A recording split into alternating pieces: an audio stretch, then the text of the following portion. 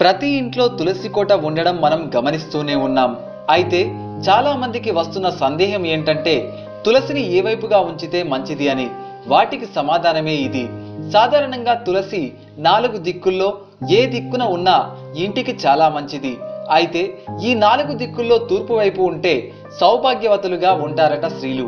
ఇక పడమర వైపు ఉంటే ధనం ప్రాప్తిస్తుందట. దక్షిణం వైపుగా ఉంటే మోక్షం వస్తుంది. ఉత్తరం వైపు ఉంటే మంచి జ్ఞాపక శక్తి, సద్బుద్ధి కలుగుతుందని పండితులు అంటున్నారు.